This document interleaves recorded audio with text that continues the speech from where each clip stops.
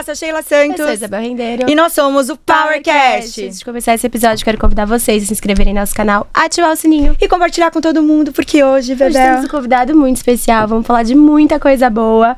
Quem que tá aqui com a gente hoje, Che? Bem-vindo ao PowerCast, Diego Barreto. Valeu, obrigado. Obrigadão. Demorou, Obrigada, mas chegou, né? Deu tudo certo. É sempre assim, os melhores são assim. Exato. Mas a gente consegue trazer. Não, gente, pra quem não sabe, desde que o Diego entrou como CEO do iFood, eu tô, Diego, vem. E graças a Deus deu certo. Isso. Mineiro na casa. É isso. Diego, eu queria que você contasse um pouquinho como começou a sua trajetória pra gente vir até hoje. Vamos lá. Bom, eu sou mineiro de Uberaba. Eu nasci numa família privilegiada, né? Bom, eu sou homem, branco, heterossexual, de classe média. Então, nasci com todos os privilégios que é possível numa sociedade como a do Brasil, né? Eu gosto de dizer isso porque acho que isso, assim, coloca muito como a jornada acaba sendo impulsionada pelo privilégio que você tem. Eu, enfim, nasci numa família de classe média, então, meu pai era um empreendedor. E minha mãe foi dona de casa, foi quem cuidou da gente, deu toda a educação ali mais no nosso dia a dia.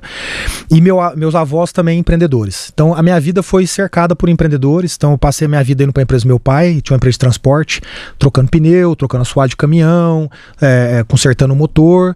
E aos finais de semana indo para fazenda, cortar cana, fazer ração de gado e etc. Então foi uma vida muito feliz nesse sentido, sabe? Porque Sim. sempre muito próximo com eles e aproveitando, cheio de histórias, cheio de lembrança, era muito legal.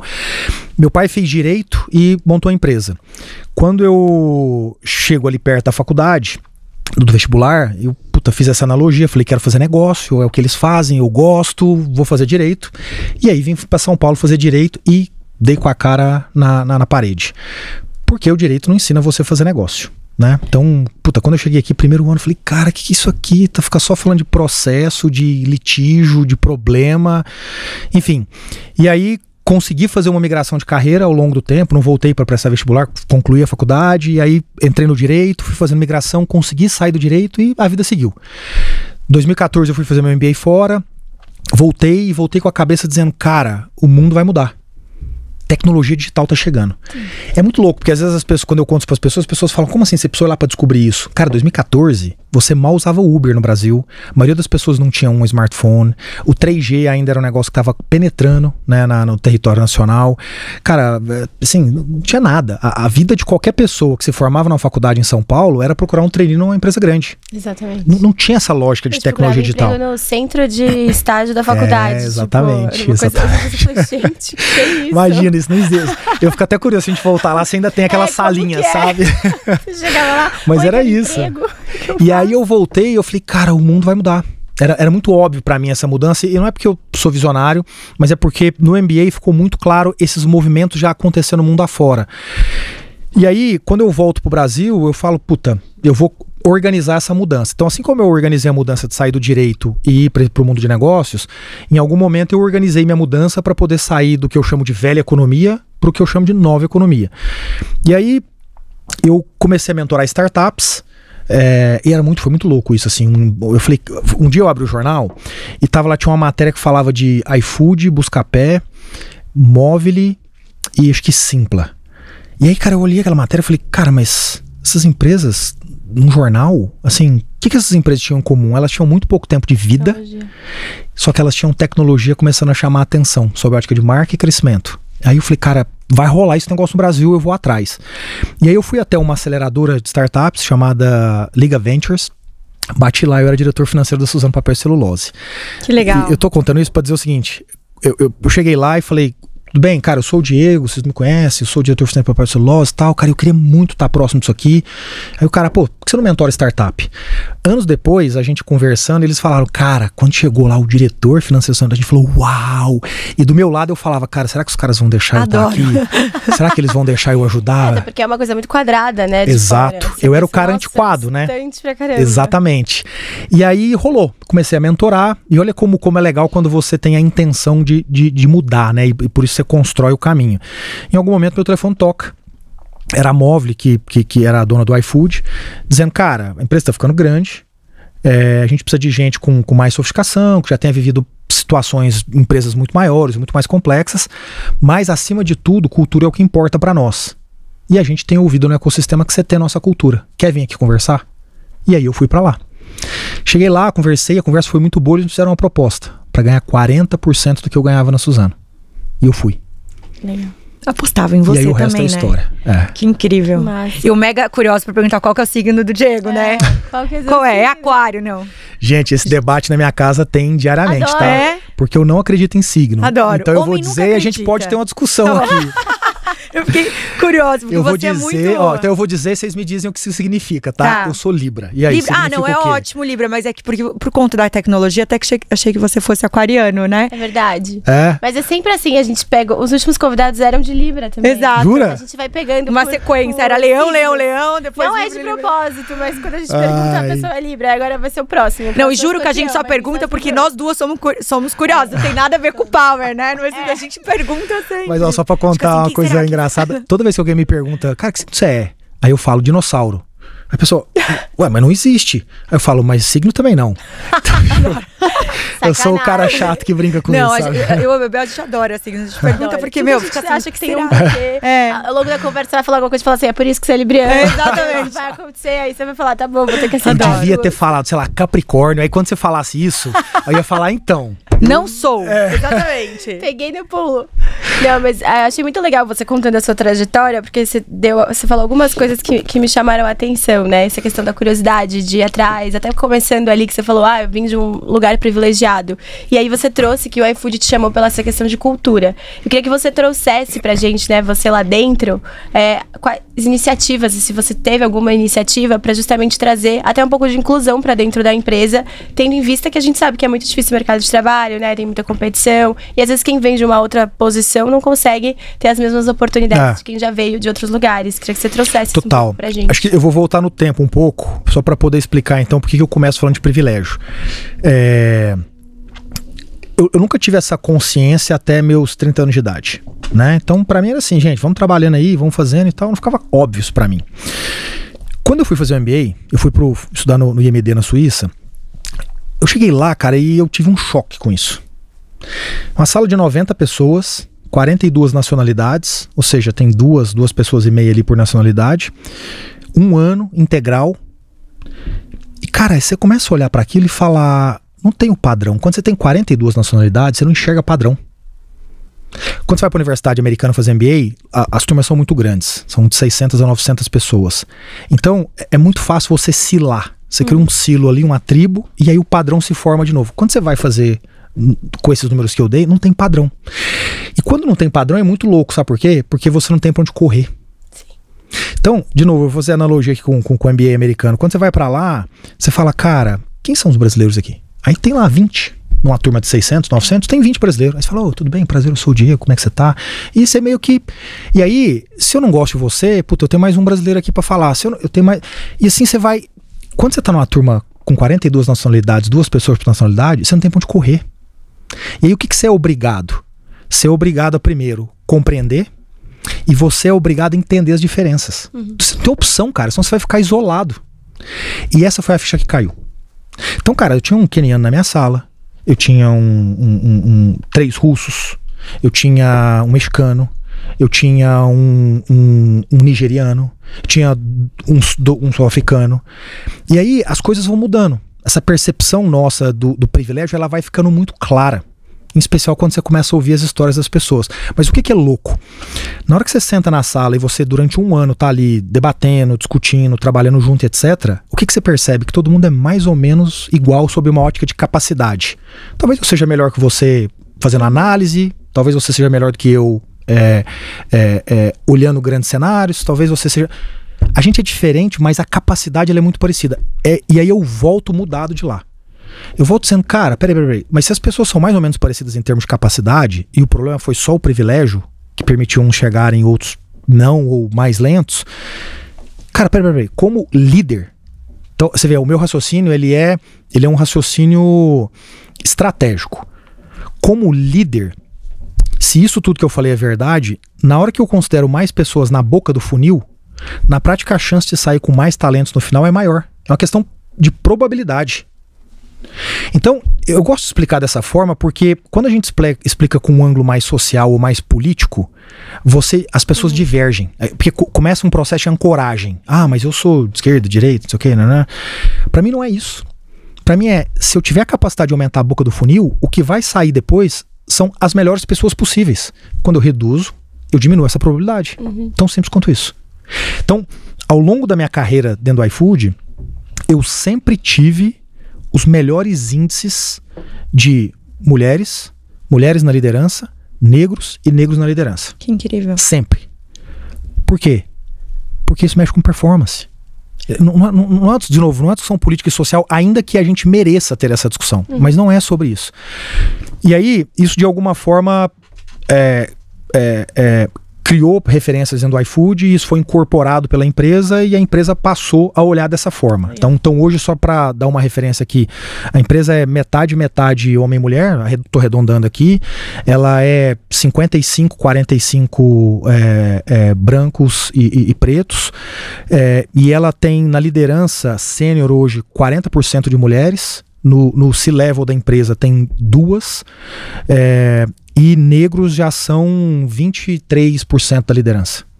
Que legal. Então são números difíceis de se achar no Brasil. Muito difícil de achar no Brasil. Muito difícil. Em especial numa empresa que ela não tem uma base fabril, né? Ou seja, ela tem uma base mais tecnológica e ela demanda pessoas com mais preparação acadêmica, que tenham passado mais tempo estudando, se preparando e etc. E é aí que o privilégio acaba tirando, eventualmente, muito dessas pessoas. A gente conseguiu inverter esse jogo de uma forma estrutural. Não é sobre cota. Não tem cota. É sobre ter intencionalidade. Então é um pouco do como é a figura dentro do iFood hoje. Eu até ia fazer essa pergunta, foi um pouco mais profundo, porque a gente tá falando, né, funciona em todas as cidades, quase todas as cidades do Brasil, né? O iFood está em todas as cidades com mais de 50 mil habitantes. São 1.500. Porque Marechal tem, né? Porque Marechal tem 60 mil habitantes, então tá eu sou interiorana, tem iFood. Eu falei, gente, tem iFood. Tem quase todos os lugares. Tem quase todos os lugares. E isso é bom, viu? Porque eu me sinto incluída, porque eu vou pra Marechal, não tinha iFood. Como não tem iFood? É muito legal. E eu vejo que vocês têm muitos restaurantes que são pequenininhos também, 85% dos restaurantes são pequenos. Porque eu tenho vários restaurantes que eu faço compras, né, que eu gosto de comer e que eu nunca tinha ido. Isso eu acho que a triagem de vocês também é muito legal. Então eu queria que contasse um pouco, Diego, como que funciona esses bastidores? Porque a gente tá falando de tecnologia. É isso. Né? Hoje as empresas também possam, né, que a gente não precisa falar só de restaurante, mas farmácia, tudo que hoje envolve o ecossistema de vocês, mas como que elas fazem para entrar? Ou qualquer uma pode entrar, ou tem critérios. E como que vocês organizam a base? Toda a base estrutural de tecnologia fica aqui em São Paulo? Ou as cidades também têm algum padrão, tipo, as capitais também têm um direcional? Como que funciona? Boa, vamos lá. Então é o seguinte. Deu pra entender, né? Deu super. Não, super. Eu achei a pergunta muito boa, porque você toca num ponto que as pessoas dificilmente têm essa sensibilidade. Que é, cara, o grande impacto do iFood tá no pequeno comerciante. E o pequeno comerciante é o cara que não tem crédito. É o cara que não sonha em crescer. Então, sei lá, você é de Marechal lá, você deve conhecer lá uma padaria que a pessoa tá naquela padaria há 20 anos. É verdade. Aquela pessoa, ela não se sente no direito de sonhar. Porque a nossa vida é tão difícil no Brasil, né, pro empreendedor, pro comércio é tão complexo, que uma pessoa dessa, ela recebe lá a padaria do pai, da mãe, e aquilo é a vida dele, e é aquilo que é isso. O que é o iFood na prática? O iFood é a criação dessa oportunidade. Por quê? Porque ele permite o negócio ir além, sem necessidade de investir capital. E o que isso permite no final? Permite você descobrir. Então, para pensar, se você tem uma padaria num bairro e você acha que tem possibilidade de abrir uma padaria num próximo bairro, você olha para a conta e fala, eu preciso aqui de, sei lá, 200 mil reais, 300 mil reais, 400 mil reais. Eu não tenho dinheiro. O que você faz? Você não faz. O que o iFood te permite? Ele te permite chegar lá. Ele te permite vender para você que está nesse bairro. Mas eu vou mais longe. Eventualmente você tem os 300 mil reais. Aí você fala, cara, essa é toda a minha poupança. E aí, será que eu faço 2 passos ou deixo esse dinheiro guardado se um dia der um problema? O que o iFood te permite? Testar, reduzir risco. Na hora que você chega no bairro e você vê uma boa aceitação ou não, você fica mais ou menos confiante sobre tomar aquela decisão. Claro. Então você reduz risco do pequeno empreendedor. Incrível. E aí eu vou... Porque ele tem que ter uma entrega rápida, né? Exato. E aí eu vou mais longe. Para aqueles que são muito criativos e tem muita gente no Brasil assim, ele enxerga o iFood como um negócio, cara, que é um duplo mortal carpado. Então eu vou dar um exemplo prático. Qualquer pizzaria que vocês frequentem, essa pizzaria ela tem um problema enorme econômico. Por quê? Porque ela abre basicamente quarta, quinta, sexta, sábado, domingo à noite e quinta, sexta, sábado na hora do almoço. Você não vai numa pizzaria segunda de manhã, na hora do almoço. Você não vai terça à noite numa pizzaria. Via de regra, ninguém faz isso. Portanto, esse é um negócio que você monta e só opera com metade dos turnos disponíveis. Você não opera café da manhã, um pouco de almoço, um pouco mais de jantar. Olha o tamanho da ineficiência. Cara, eu nunca tinha pensado nessa parte da pizza mesmo. É ineficiente. Eu consigo te dar um exemplo de tudo. É ineficiente. O que a pessoa criativa faz dentro do iFood? Ela fala, eu vou abrir 2 restaurantes. Eu vou abrir a pizzaria para atender vocês que gostam e não quiseram vir aqui hoje e vão pedir de casa. Mas nos outros turnos, o que eu vou abrir? Eu vou abrir uma panificadora. Vou vender massa. Porque é isso que eu sei fazer. Massa, a pizza, ela na prática é só uma extensão do que você sabe fazer. Sim. Mas o que você faz na prática é a massa. Com a massa você faz um pão, com a massa você faz uma rosca, com a massa você faz um calzone, com a massa você faz várias coisas. Portanto, você não precisa no mundo físico abrir aquilo, mas você pode no mundo online. E, portanto, passar a vender em outros turnos, porque você vende pão. E agora, no café da manhã, você experimentou o pão, gostou e passa a pedir na sua casa. Olha como isso muda a perspectiva econômica de uma pessoa que um dia abriu uma pizzaria. Total. Esse é o iFood, cara. Isso é muito legal. E aí você fez uma pergunta que é como é que é o bastidor, né? Eu viajo, um dia do mês, eu passo o dia inteiro com restaurantes. De diversos formatos. Mês passado eu fiz algo diferente. Eu peguei um carro e eu viajei 4.000 quilômetros pelo Brasil. Uau! Eu fui em cidades que tem iFood, cidades que não tem iFood, e nas cidades que tem iFood, restaurantes que tem iFood, restaurantes que não tem iFood. Então eu passei por 4 cidades em São Paulo, 3 cidades em Minas, 4 cidades em Goiás, na ida, e depois fiz o mesmo percurso na volta. Cara, é um mundo muito louco. De novo eu volto pro privilégio. Boa parte das pessoas que eu encontrei e que não entram no iFood, você sabe qual é o motivo? Essas pessoas são analfabetas funcionais. Caramba. Ela não consegue fazer o processo de olhar uma tela e dizer, eu tenho que digitar algo aqui. Eu tenho que responder algo aqui. Você mandou uma reclamação, eu preciso responder o meu consumidor. Olha que loucura. Só que a maioria das pessoas não enxergam isso. Então, eu tô contando isso para chegar na tecnologia. Na prática, o que é a tecnologia no iFood? Não é o app. Essa parte é a parte mais fácil. Mas é toda essa capacidade que você tem de criar um produto para permitir as pessoas acessarem. E aí eu incluo aqui também o entregador. Sim. Então, essa é a tecnologia do iFood. Hoje a empresa tem 6.000 pessoas, dos 6.000, 3.000 são engenheiros e cientistas de dados. E essas são as pessoas responsáveis por via uma metodologia de produto, que é compreender muito o que o consumidor quer, o usuário quer, a gente conseguir internalizar isso para algo que essas pessoas queiram. Então eu vou dar 2 exemplos.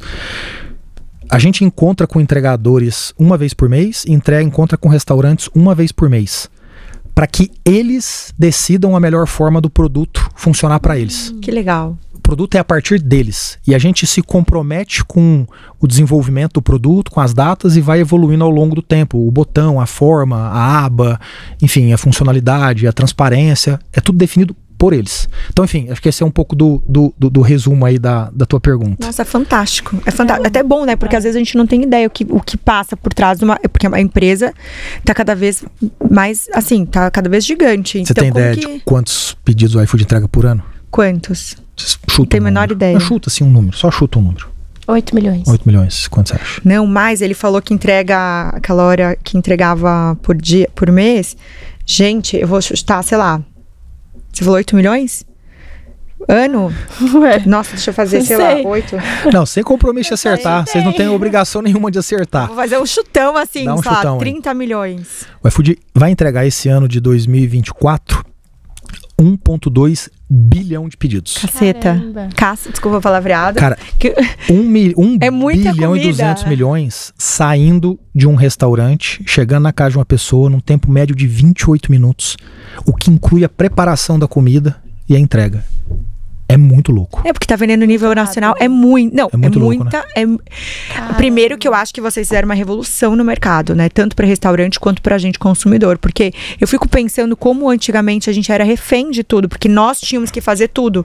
Tipo, você tá numa reunião aqui, tá terminando, putz, vou chamar um iFood. Ele resolve a sua vida de tempo. Nós que moramos em São Paulo, diferente de você morar que nem eu, né, de Marechal, que você consegue num restaurante, mas também tem horário, mas você consegue num restaurante em 10 minutos, come em 15 minutos e volta. São Paulo não, a gente só pra se movimentar esse tempo todo. Com uma variedade de restaurante, inclusive produtos que a gente nunca teve acesso, porque tem várias comidas aí que se você ficar de curioso, né, que você não tá com tanta fome, fala, o que eu vou comer, né, e ficar lá pesquisando, tem uma variedade enorme. Total. Eu acho que o delivery já existia antes também, né? A gente poderia ligar e pedir um delivery, sim, não só ir até o restaurante. Mas você tinha que saber qual que era. Tinha muito mais custo também, né? Deixa eu te contar essa história. Mas você tinha que saber também qual restaurante. Tipo, vou pesquisar, vou comer pizza. Aí você já sabia o restaurante que você tinha de pedir, você ligava lá e pedia, não é isso a questão. A questão, acho que o restaurante em si, ele tinha mais custo, porque ele não tinha o acesso, às vezes, dos motoboys, dos entregadores do aplicativo, ele tinha que ter o próprio. Tem uns que hoje em dia tem próprio ainda, né? Mas acho que tinha essa dificuldade, aí tinha que ter o telefone, fazer a divulgação, mandar aquele negocinho, ter um imã. Eu acho que nem todo restaurante gostava de entregar, porque eu vou dar um exemplo. Eu gosto de comer hambúrguer. E não era todo restaurante que entregava, porque eles achavam que chegava hambúrguer gelado. E chegava. Então, eu acho que, tipo, teve essa mudança de consumo. Tinha vários deliveries, mas eu acho que você tinha... Primeiro que eu acho que a gente tinha que saber qual restaurante que a gente pedia, né? Sim. E segundo, eu acho que também não era toda empresa que conseguia entregar com qualidade a comida. Mas ó, deixa eu falar disso que você falou e deixa eu falar, acho que você falou muito do começo e você falou do desenvolvimento ao longo do tempo. E deixa eu contar um pouco da história do iFood, que é interessante. Como é que o iFood começa, né? Vira e mexe, eu cheguei em algum lugar, alguém fala assim, não, falar sobre isso aí é fácil porque vocês são digitais, vocês nasceram digitais.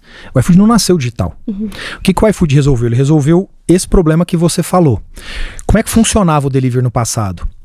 Você chegava em casa à noite e falava, vamos pedir uma pizza. E aí você falava, qual?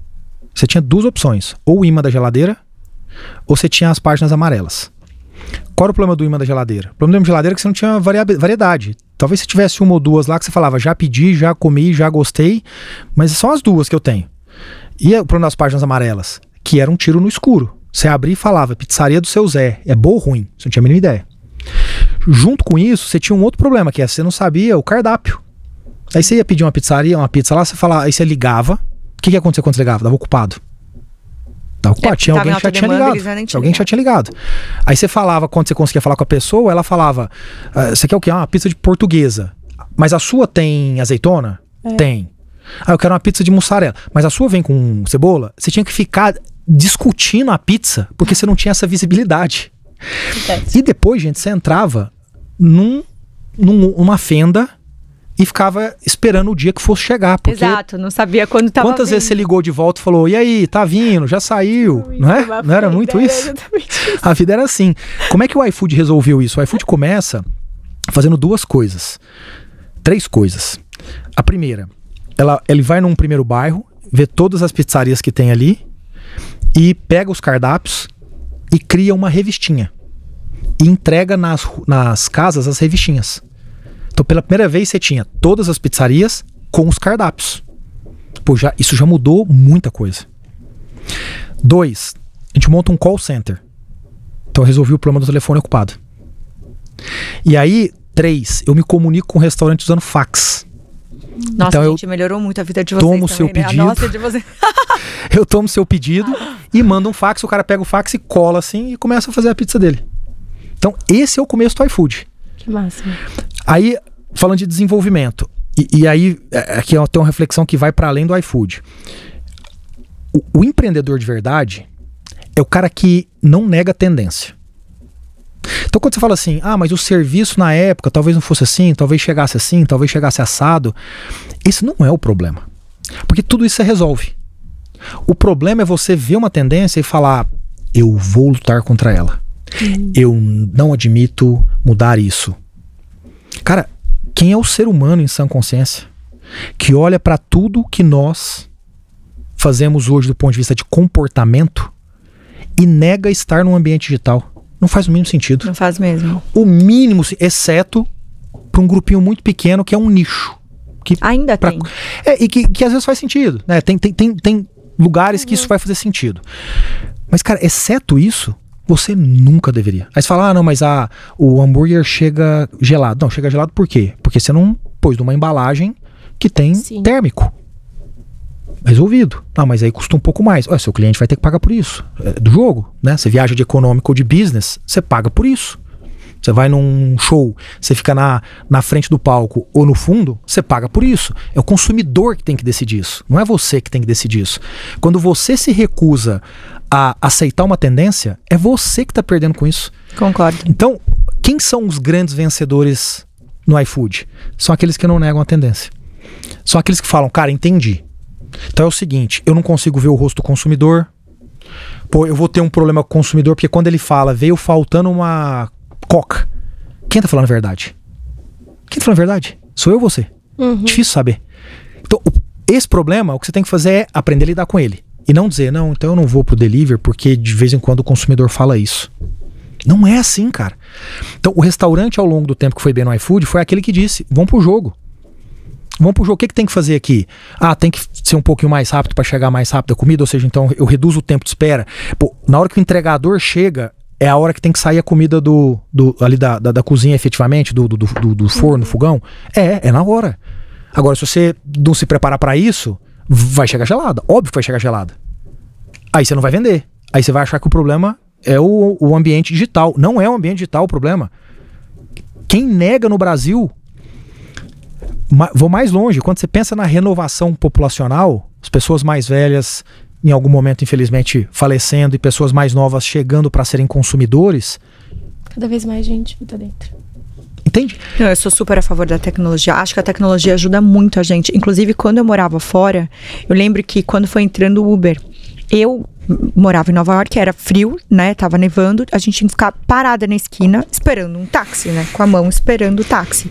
E aí, quando lançaram um Uber, eu falei, gente, graças a Deus, porque você pede em casa, né? Porque você não pedia táxi em casa. Tipo, quando é no fervo do horário, ninguém conseguia pegar nada. E, obviamente, né? Teve esse movimento e tudo mais mundial. Mas eu acho que sempre quando vai existir uma tendência mundial, tem muita gente que fica, como diz o Marechal, cabreiro de entender o que é resistente. Mas são essas que perdem. Pra entender, perdem. Quer ver? Vamos pegar o exemplo do Uber. Os taxistas, eles tinham uma forma de resolver esse problema. Gente, fazendo a mesma coisa. Te traz pro mundo digital, monta um appzinho, garante um bom nível de prestação de serviço, pagamento online, pra você não ter que ficar andando com cartão até e porque dinheiro. Eles conhecem o caminho como ninguém, né? Tá, o cara tava tem resolvido. Agora, Tem. Eu pego sempre também. Só que tem o táxi no Uber. O que eles poderiam ter feito lá em 2014... Era deles. Era dito, é nosso. Mas não, o que eles fizeram? Eles foram pra rua reclamar. Não é sobre isso, cara. O que você tem que fazer, gente, vamos lembrar aqui pra quem trabalhou no mundo corporativo aqui nessa época do táxi, você usava um papelzinho, você ligava numa cooperativa. Sim, que ninguém atendia. Que ninguém atendia. Hora que saía todo mundo, você usava papelzinho, você ficava esperando lá embaixo na rua. Que horas vai chegar? Você chegava, né? Você tava atrasado, já era. Então, pra quem tinha uma reunião, o que você fazia? Lembra? Você tinha que fazer muito tempo antes, porque você não podia correr esse risco. Aí você ficava com medo, aí você falava, e agora? O troco também, nunca tinha troco. Exato. Então, assim, ao invés de você se adaptar, de novo, você prefere negar a tendência. Aí você perde espaço no mercado, não tem erro. Eu concordo com você. Eu queria tirar uma curiosidade, né, sobre o crescimento do negócio, né, você dentro da empresa, até pra gente tirar colinhas pra quem tem suas empresas. Porque vocês começaram focando nessa questão de restaurante, depois foram abrindo pra outros segmentos, e hoje vocês têm até a parte, né, dos benefícios, que é como se fosse uma nova empresa, né? Dentro de uma grande companhia, como é que são feitas essas escolhas? Tipo, por que vocês foram pra benefícios e não para uma outra coisa, por exemplo? Por que foram abrindo outros segmentos? Quais foram os critérios? Tipo, como que a gente faz pra decidir o nosso próximo passo, digamos assim? Queria que você trouxesse isso. Eu diria, acho que a primeira coisa, eu acho que isso serve para a vida pessoal e profissional, né? E profissional no nível individual e no nível de empresa. Não existe nada na vida que tenha um ótimo resultado sem uma visão. Você ter uma visão te dá um norte para fazer escolhas. Eu acho que esse é o maior problema de muitos de nós aqui no Brasil. Em todos os níveis. Então, vamos lembrar, a gente vai prestar vestibular quando a gente tem 18, 19 anos de idade, a gente não sabe o que vai fazer. Para pensar, é uma loucura. O teu pai e a tua mãe, deveria ter te ajudado a criar essa visão. Não é sobre acertar a mosca. É sobre dizer, cara, então o que você vai querer da vida? Você vai querer morar no exterior? Ou não? Você vai querer ficar no Brasil? Você vai dar muito mais valor para dinheiro ou muito mais valor para família, né? Você vai querer uma profissão por paixão ou por oportunidade de vida? Veja, não tem certo e errado em nada, mas o fato de você escolher algumas coisinhas aqui começa a te dar senso, sabe? Mesma coisa com saúde, né? O erro tremendo que as pessoas fazem. As pessoas vão pra academia pra ficar bonito pro verão. Não, cara. Se você mirar a saúde aos 60 anos, aos 70 anos de idade, o caminho natural vai ser você chegar lá com saúde e você vai ser bonito também, porque você quer ser bonito hoje. Mas as pessoas só se preocupam com hoje. Elas não se preocupam com o futuro. Você vai pra academia fazer exercício e você não sabe quais são os exercícios que vão ser importantes ao longo da sua vida. Você entende a ausência de visão como ela é um problema? Eu vou dar um exemplo muito simples. Existe uma métrica, né, na sua capacidade respiratória chamada VO2 max. A capacidade que seu coração tem de ter determinado padrão. Essa métrica é o que garante você conseguir fazer determinados exercícios que exigem mais. Ao longo da vida, o seu VO2 max vai fazendo isso, é normal. Só que quanto mais você prepara, mais a sua curva lá na frente vai ser aqui e não aqui. Essa diferença que existe entre curvas é o que te permite você subir aos 70 anos de idade, 2 lances de dois andares com seu neto, correr com seu neto para jogar futebol por meia hora. É o que permite você fazer uma caminhada muito mais longa do que só aquela caminhada do bairro. Só que você não resolve isso aos 70. Você precisa aterrissar lá assim. Isso é visão. Então eu tenho essa visão e por isso eu me preocupo com isso. Quando a gente olha para a empresa, o raciocínio é o mesmo. Então, o que a gente sempre teve? A gente sempre teve uma visão clara. Isso não quer dizer que ela não mude, não quer dizer que ela seja precisa. Ela é clara. Né? É igual o lance da saúde. Eu quero ter saúde. Eu não sei exatamente o nível de insulina que eu quero ter aos 70 anos de idade. Então, para nós, a gente sempre viu o iFood como aquele que seria o grande lugar da conveniência do brasileiro. Sempre foi isso. Então, por isso que a gente foi trabalhar para criar a logística dessa última milha. Aquela logística que chega na sua casa. Que sai do shopping, chega, que sai do restaurante, chega, que sai do supermercado e chega. Conveniência. Então, eu não estou procurando te vender um negócio que chega daqui 3 dias. E nem daqui 1 dia. Quero que chegue hoje. Não hoje, durante o dia. Em 30 minutos, em 40 minutos. Então, a visão começa por aí. Quando a gente pensa na conveniência, qual que é a maior frequência que existe de um brasileiro? Comida. Você come 90 vezes por mês, 3 vezes por dia.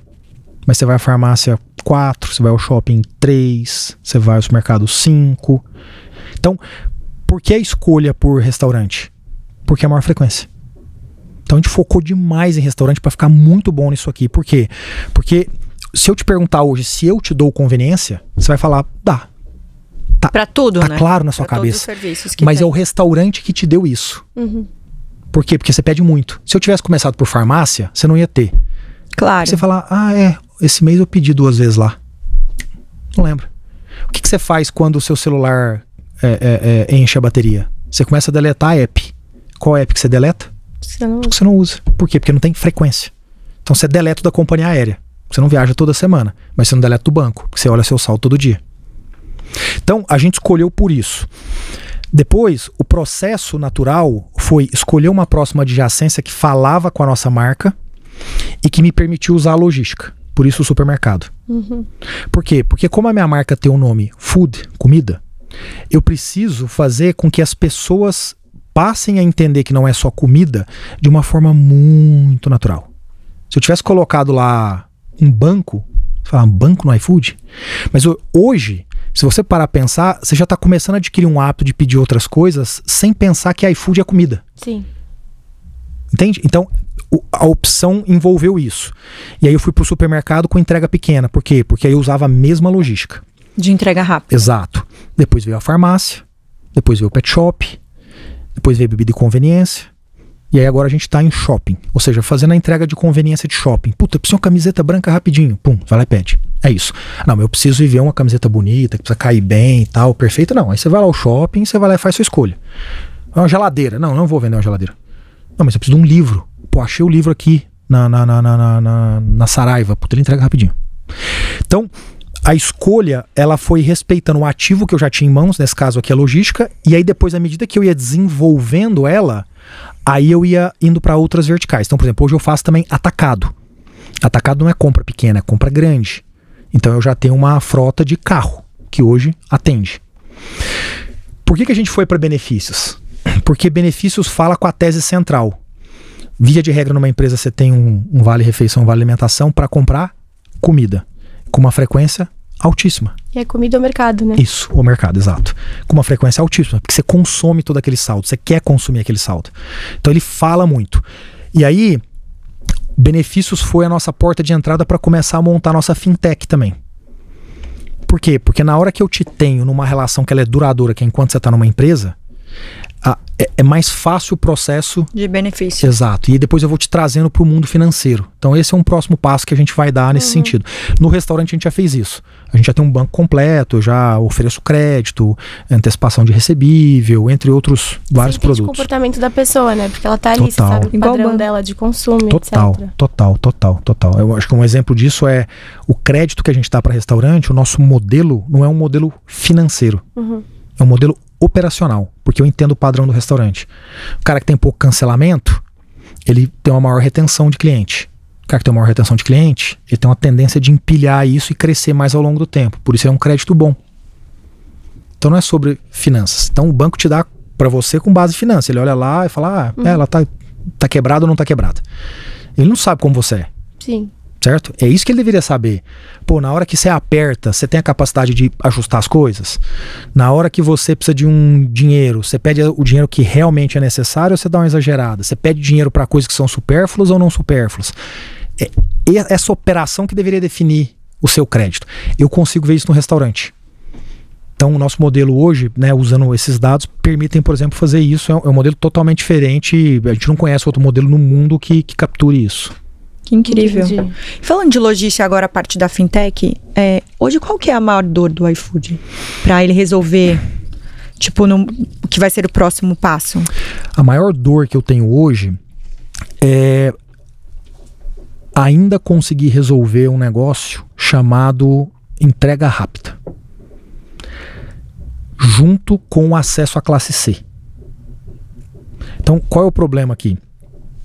A classe C do Brasil, do Brasil não, de qualquer país, ela tem um ticket médio mais baixo. Então você pede num restaurante talvez R$100, ela vai pedir 25. Então qual é o meu problema? O meu problema é que quando o ticket médio é muito barato, fica caro a logística. Em especial a logística rápida. Por quê? Porque eu não posso entregar uma pizza em 2 horas. Se eu pudesse organizar as coisas para fazer uma entrega em 2 horas, talvez eu conseguisse um preço médio para entregar um ticket médio baixo. Esse é o grande código que a gente está tentando quebrar hoje. Que a gente testa ele desde 2019. Uau. Falhamos em 19, falhamos em 20, falhamos em 21, falhamos em 22. 23 a gente viu alguns sinais, 24 esses sinais estão ficando mais robustos. Mas é esse código que a gente precisa quebrar. A gente precisa entrar no mercado de massa, na classe C brasileira. E eles têm esse padrão de consumo, eles consomem o delivery. Consomem, mas consomem. Não, eles consomem, mas consomem menos. A frequência é menor. Por quê? Que demora. Não. Porque eu não posso demorar, né? Porque senão chega gelada. É porque o custo fica alto. Então, você imagina um cara que pede R$25 e a logística custa 10 e fala, pô, 35% a mais. Aí não, aí vale a pena. Então o que ele faz? Ele usa em situações mais especiais. Pô, aquele almoço de família no sábado, no dia dos namorados, ele pede um negócio diferente em casa. Então a frequência ela é menor, porque ele tem ele acaba restringindo as situações em que o ticket médio é maior. E aí ele fala R$10 no dia que eu peço algo de 100, tá bom, 10%. E aí ele entende isso. Então eu preciso reduzir esse custo para poder manter a entrega rápida e conseguir servir num ticket médio bem mais barato. Entendi. E uma curiosidade, né? Tem alguns restaurantes que vocês meio que fecham exclusividade com vocês. Por que disso? Porque a gente investe nele. Tá. Então, toda vez que eu fecho uma exclusividade com um restaurante, isso implica um investimento meu para expansão. Onde é que estão as exclusividades? Elas estão num único restaurante, numa categoria, no que a gente chama a gente usa a expressão em inglês que é local hero, é um herói local. Pensar em São Paulo, um Zidele, é um herói local, né? Pô, o Zidane, que legal, que legal, que legal. Você pensar no Pérez, pô, que legal, que bacana e tal. Então, toda cidade tem suas dezenas de restaurantes que ainda não viraram algo do tamanho do Outback, do McDonald's, mas também não são mais o tio Zé lá na esquina fazendo uma tapioca. Esse cara, ele tem marca, produto, serviço. O que ele não tem? Dinheiro. Ele não consegue expandir. Por quê? Porque ele vai no banco, ou não tem a linha, ou a linha é muito cara. Então, eu entro fazendo isso. Então, por que eu tenho que ter exclusividade? Porque senão eu não tenho um retorno. Eu coloco lá 1, 2, 3 milhões. Se eu não tiver exclusividade, na prática ele vai aumentar e vender com todo mundo. Aí eu falo, pô, mas aí eu tô financiando os outros. Mas no restaurante pequeno e nas grandes redes eu não tenho exclusividade. O restaurante grande, né, nas grandes redes, ele não precisa de mim para isso. E o restaurante pequeno, ele tem uma outra dinâmica do como ele enxerga o crescimento dele, etc. Ah, que legal. E sempre tem um investimento de vocês envolvido? Não, nem sempre. Porque eu já vi alguns restaurantes que eu até pensava que poderia ser que, tipo, é super... Talvez o restaurante não entraria se não tivesse com vocês. Porque eu vi que já, tipo, o Gero Panini, alguns restaurantes assim, estavam lá no início e eram também... Mas eles continuam. Sim, continuam. Isso. Mas no começo eles eram exclusivos. Então, no meu ponto de vista... Mas eles continuam exclusivos. Continuam exclusivos. Continuam. Aí, nesse caso, não é pelo dinheiro, não. Aí é pela simplicidade da operação. Né? Então, na prática, ele coloca 2, 3 e fala, cara, tem um que vende aqui 90%. Puta, eu ficar com mais 2 telas abertas, com 2 processos diferentes, com 2 entregadores diferentes, para vender mais um pouco, pô, é melhor eu concentrar e aí eu foco em fazer uma experiência muito boa e isso aqui vai ser mais relevante ainda. Que legal. Então, é isso que acontece. Então, restaurantes como, por exemplo, o Gero, né, entre vários outros que tem essa categoria, né, um restaurante mais da classe A, é dessa forma que eles vêm. Eles preferem ter menos opções para poder focar muito no serviço e fazer um serviço muito bom, que de fato eles entregam um serviço muito bom. Até restaurantes que não entregavam, eu vi que estão com vocês, tipo, que não faziam entrega. Agora eu esqueci o nome, eu vou falar nome errado, que eu acho que era o Pizelli, alguma coisa assim. Pizelli tá lá também. Que não entregava, não fazia delivery e estão lá. Cara, é que, ó, esses dias eu tive no Gero, e toda vez que eu entro num restaurante, todas as vezes que eu entro num restaurante, eu chamo o gerente e converso com ele. Todas. De praxe já, né? De praxe. Aí eu entrei lá, falei, e aí, tudo bem? Cara, você tem iFood aqui? Eu sei que tem, mas eu pergunto. Tenho. E aí, relevante ou não? Porra, muito relevante. O que é isso? É não brigar contra a tendência. Não, mas a minha marca é uma marca que, cara, eu acho que não combina aqui com... Tá bom, mas o seu consumidor quer. Ponto. Eu acho que a única diferença é que eu via isso no começo, tá? Nunca mais vi, porque eu sou, desde que vocês começaram, usuária.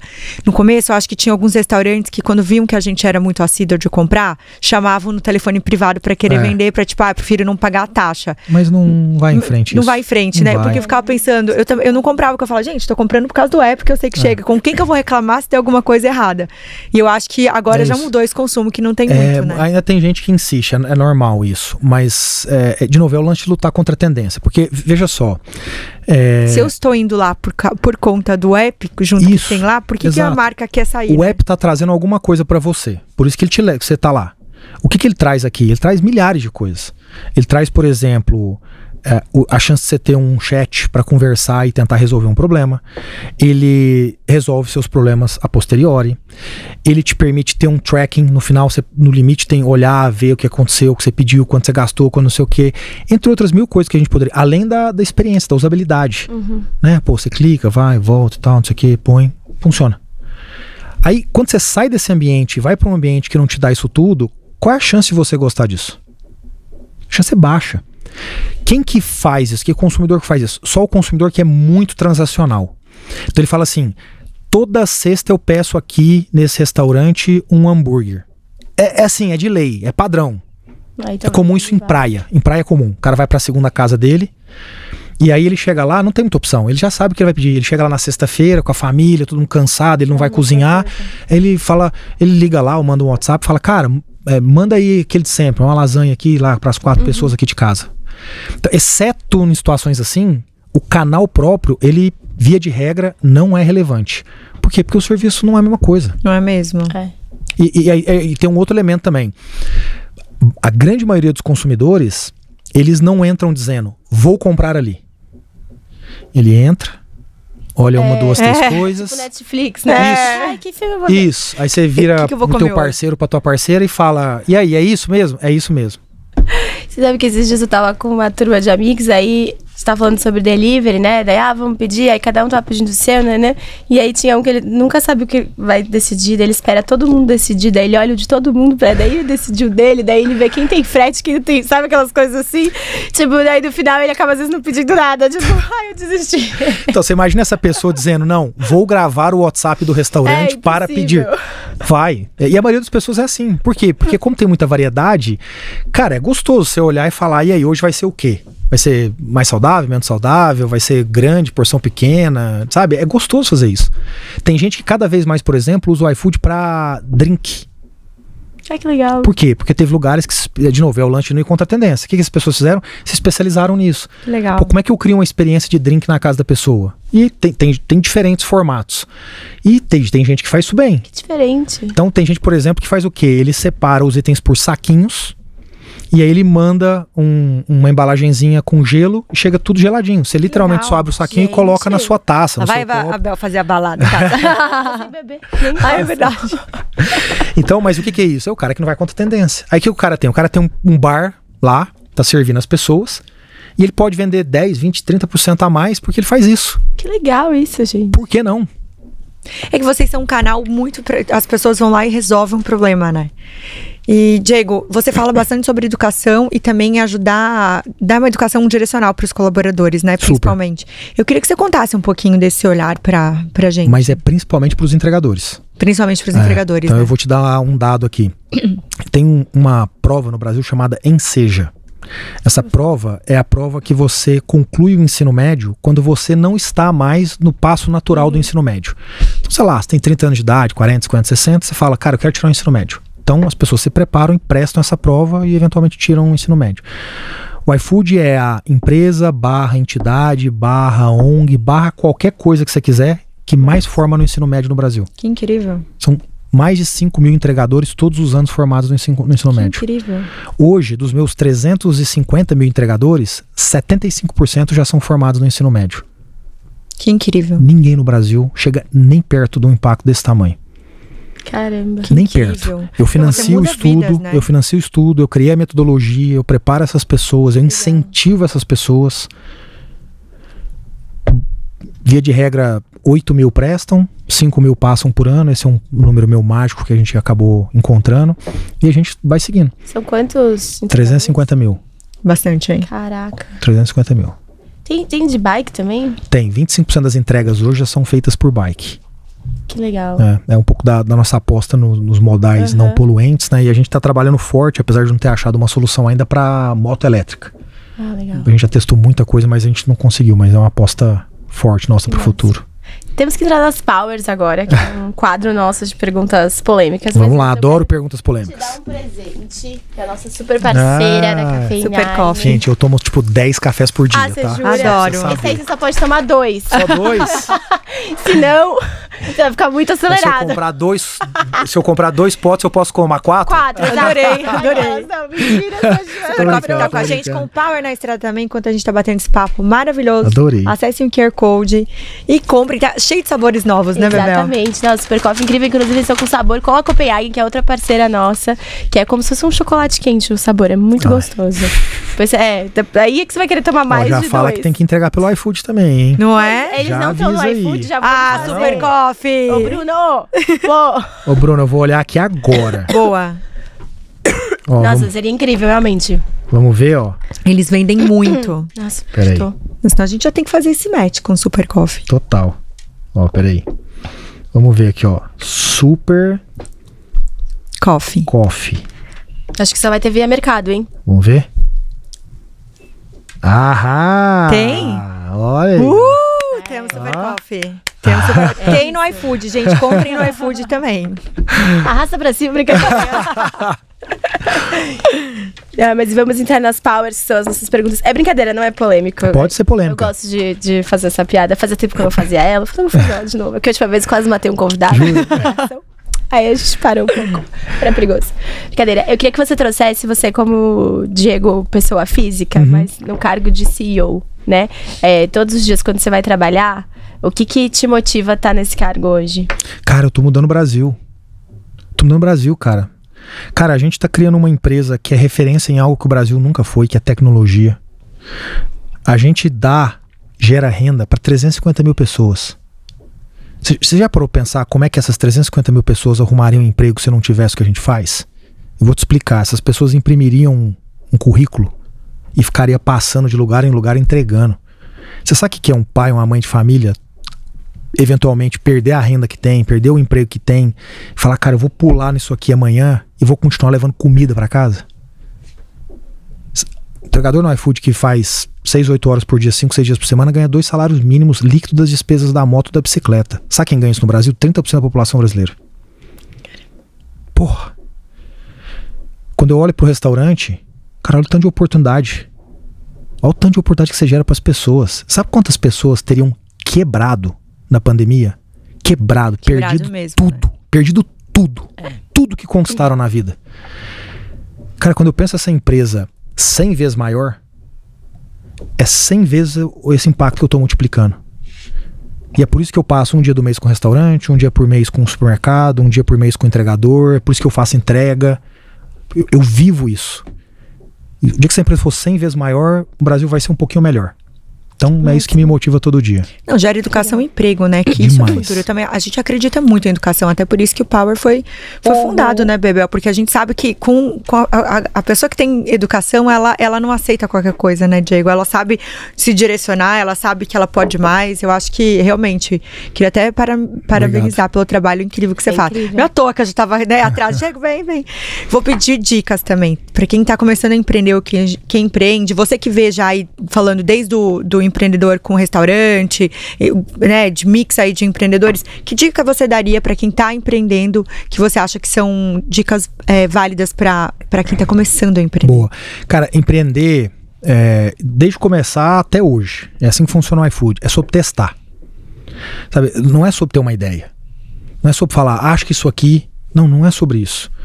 É você ter uma consciência clara do problema que você está resolvendo, e a partir disso passar a testar milhares de hipóteses até você ir aprendendo e descobrindo o caminho. Essa é a minha grande dica. Tem muita gente que às vezes para e fala, agora eu vou fazer isso. Eu falo, quantos testes você já fez? Não, é que é minha ideia. Eu falo, cara, você vai errar. Sabe qual é a chance de você ter uma ideia dar certo? É baixa. Via de regra não funciona assim no mundo. Não funciona. A história mostra isso. Então, vocês conhecem o Clube iFood? Sim. É o programa nosso de loyalty lá. Esse negócio é um sucesso monstruoso. Monstruoso. A gente testou ele em 2018 e errou miseravelmente. Testou em 19, erramos miseravelmente. 20, erramos miseravelmente. 21, erramos miseravelmente. 22, erramos miseravelmente. 23, a gente falou, opa, tá saindo um negócio aqui. Aí testamos, aprendendo. 24, a gente escalou ele. Tem 1 ano e meio que a gente escala o iFood Club. Ele é 35% do meu negócio hoje. Caraca, que incrível. Aí não desistir, né? Mas você entende que eu fui testando. Não é que a gente saiu com uma ideia dizendo, eu sei como fazer um clube de loyalty. Não, você não sabe porcaria nenhuma. Cara, a vida seria muito fácil se a gente soubesse essas coisas. Então, assim, a gente foi lá e levantou uma hipótese. Testou, deu errado. Mas aprendemos um negocinho lá. Aí fomos fazer uma outra hipótese agora com esse aprendizado anterior. E assim a gente foi sempre pequeno, até o dia que a gente falou, opa, tem sinais aqui. Agora é a hora de efetivamente fazer disso um negócio. Então esse é meu grande... E aí eu sempre uso uma expressão que é a única forma de testar é fazendo gambiarra. Porque quando você testa fazendo gambiarra, você está testando pequeno. E isso não consome recurso. Portanto, você ganha a chance de fazer 500 testes, ao invés de fazer 3 grandes. Então o que é gambiarra? Cara, é fazer a coisa da forma mais simples possível. Mais simples possível. Cara, muita coisa no iFood a gente começa testando, sabe onde? No WhatsApp. Eu mando uma mensagem e vejo como as pessoas reagem. Ah, olha, tem interesse. Quer ver um jeito que a gente testa no iFood?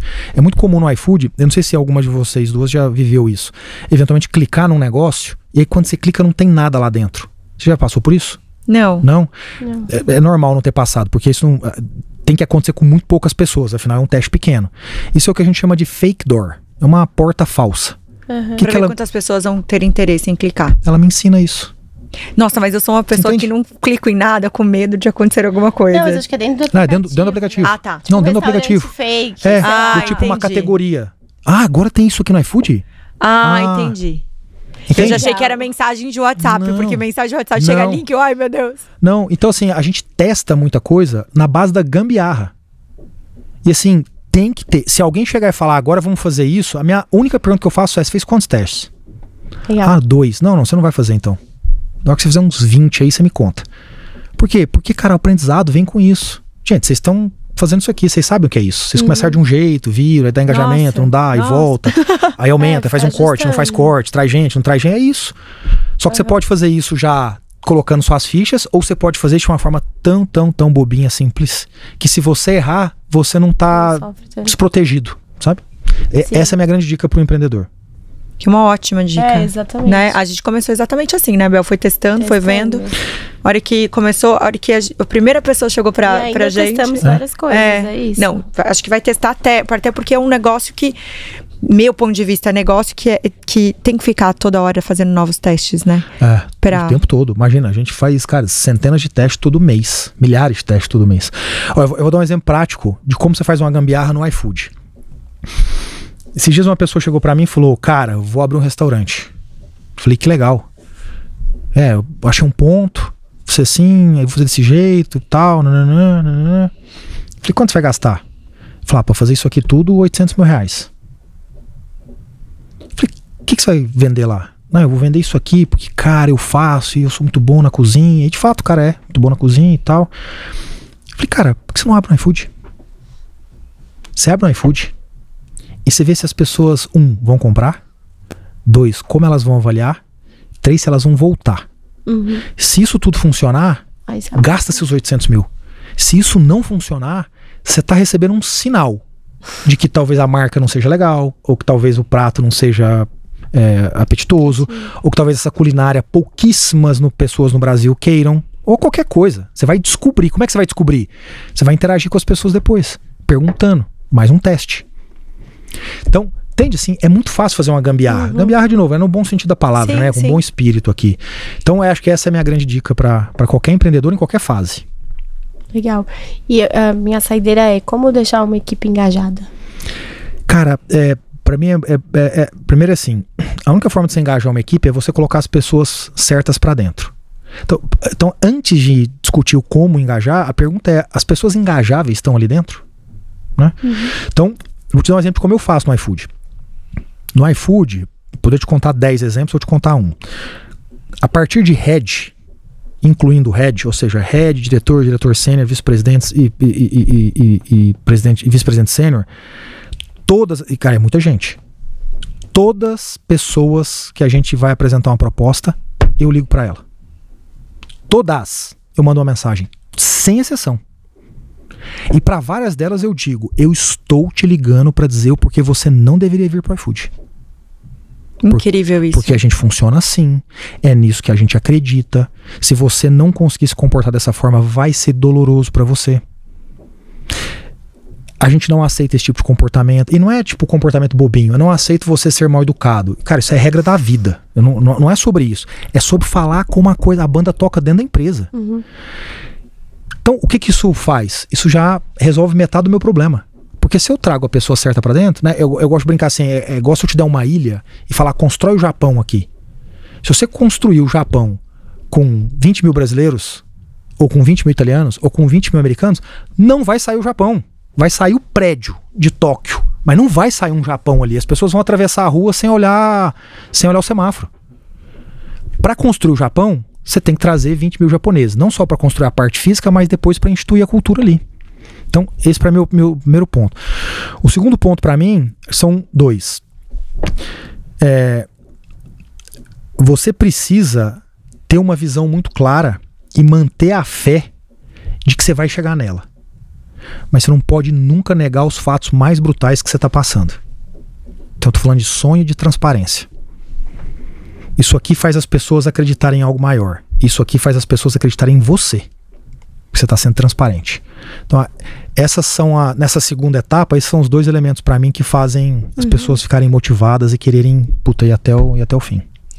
Nossa, o Diego falou uma coisa agora. Você lembra que a gente estava esses dias num ambiente, numa reunião que estavam falando que tiraram uma líder, uma super líder e convidaram ela para estar dentro de uma empresa.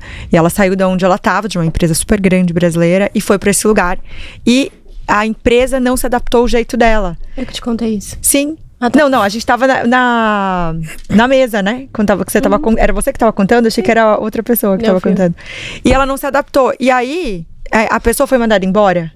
Era isso? Ela ia ser demitida. Ela já foi, então e aí, meu ponto de vista juntando no que você tá falando, é exatamente isso. Porque, às vezes, as empresas grandes também erram de tirar pessoas de certos ambientes e não testar. Às vezes, a pessoa, ela é muito boa no que faz, mas não tem a ver com isso, né? Todas as empresas, 99% erram nisso. E por que elas erram? Porque elas não falam a verdade. Falar sobre a minha empresa não é falar palavras bonitas. É falar como a banda toca. É falar como a banda toca. Então eu vou dar um exemplo. Tem um valor para nós que é empreendedorismo. Você vai em 90% das empresas brasileiras, está escrito empreendedorismo na parede. Pede para a pessoa te explicar. A pessoa vai repetir o que está no Wikipedia. Eu vou te falar o que é empreendedorismo dentro do iFood. Empreendedor é a pessoa que se ferra 80% do tempo. Não existe empreendedor que não se ferre menos do que isso. Porque a vida do empreendedor é dura. É dura, vocês são empreendedoras, vocês sabem disso. A gente se ferra 80% do tempo, recebendo não, fazendo um teste dando errado, tendo pouco recurso, etc, etc, etc. A vida do iFood é desse jeito. 80% porque nós somos empreendedores. 80% do tempo a gente está se ferrando. Aí 20% dá certo e você, uau! Se você não suporta bem 80% do tempo estar ouvindo, não tá bom, não é suficiente, tá errado. O número de testes é pequeno. Você não convenceu, isso não é escalável. O que acontece com uma pessoa que não vai bem com isso? Não aguenta a pressão, ela fica mal. Sim. E não é que ela é fraca, eu não estou dizendo isso. É sobre característica. Sim. Característica, só isso. Né? É como você ter um parceiro e outro e comparar os dois. São duas ótimas pessoas com características diferentes. Você vai ser mais feliz com um, menos feliz com o outro. É só isso. As pessoas, elas não falam isso em reunião, em entrevista. Entrevista é aquele mimimi, fica, não sei o quê, veja bem, minha empresa é muito legal. Não, minha empresa é muito legal, é minha obrigação, senão você não vai querer estar aqui. Agora, a banda toca desse jeito. E, cara, o ambiente do iFood é muito legal. A gente é muito feliz, a gente se diverte muito. A gente quer lá visitar, né, Bebel? Quando vocês quiserem. Vocês deviam lá ter um lugar pra gravar, vão um dia gravar lá o podcast de vocês. Mas o que eu tô querendo dizer apesar disso, eu tenho que falar a verdade de como é a vida. Então por que essa executiva teve esse problema? Porque não contaram pra ela direito. E não perguntaram, cara, você tem certeza? Vai ser assim. Vai ser assim. Então, por exemplo, o iFood é uma empresa muito intensa. A gente celebra bastante. Cara, um líder meu tem que entrar nesse jogo. Claro. Tem que entrar nesse jogo. Ele tem que ser o cara que sobe lá no palco no dia da celebração e puxa a massa. E ponto. Ah, mas eu não gosto. Na minha empresa não faz sentido. E não é que você é uma má profissional. Só não faz sentido na minha empresa. E é por isso que acontecem situações como essa. Porque as pessoas mentem uma pra outra. Eu minto como é minha empresa e você mente falando que vai amar. Porque na prática tá todo mundo olhando o salário melhor ou o cargo maior. Concordo plenamente com você. Plenamente. Máximo. Vou fazer minha saideira de curiosidade, tá? Nem sei se vou conseguir fazer uma pergunta direito aqui, porque eu fico pensando, mas ela é meio complexa. Como uma empresa de tecnologia que tá no Brasil todo, que faz essa transição com várias cidades do Brasil, como que vocês organizam essa parte de... Porque eu sei que vocês ficam com uma porcentagem de serviço, isso, né? Como que vocês fazem com a parte de imposto? Tipo, né, cada cidade eu veio essa curiosidade porque a gente foi gravar ontem na fábrica da Copenhagen, fica em Minas. E a gente tava voltando falando sobre isso. Aí a minha curiosidade vocês estão em todos os lugares do Brasil, quase todos os lugares. Como que faz nessa... Isso pra mim é muito simples. Pra Copenhagen é muito complexo. Vai deixar de ser depois da reforma tributária. Porque como a Copenhagen vende produto, mercadoria, ela vive uma loucura no Brasil chamada ICMS. Então cada estado é um negócio pra ela, uma confusão que a reforma tributária está resolvendo. Como eu sou uma empresa de serviço, eu recolho só num único lugar, que é no município que eu tô. Ah, que incrível. Então você está em São Paulo, independente... Eu tô em Osasco. Está em Osasco, independente do lugar que você estiver. Você... Isso. Então eu pego lá minha receita todo mês, aplico o percentual, pago e pronto. Então para mim não. Qualquer empresa prestadora de serviço, ela funciona dessa forma, você paga no município. O problema é que quem vende mercadoria é que você tem que enfrentar uma discussão em todos os estados do Brasil. Aí é um inferno. Me veio isso, a gente deve ser para uma empresa de tecnologia, é verdade, é serviço, incrível. Também tô aprendendo aqui, porque eu sempre aprendo. Diego, você é um presente, tô Obrigado. assim, encantada por você ter vindo, né, Bel? A gente sabia que seria Power. Conseguiu um tempinho na sua agenda, muito obrigada. Obrigada por ter vindo. Se você quiser deixar suas redes sociais, para quem ainda não te segue, pra te seguir. Escreve Diego Barreto lá, vai aparecer um cara de barba, clica lá, vai ser esse cara. Obrigada por hoje. Obrigado, foi um prazer, gente, valeu. Obrigada. E vocês não se esqueçam de se inscrever em nosso canal. Ativar o sininho e mandar o episódio pra todo mundo, pra gente trazer o Diego aqui de novo. Até a próxima. Beijo, gente.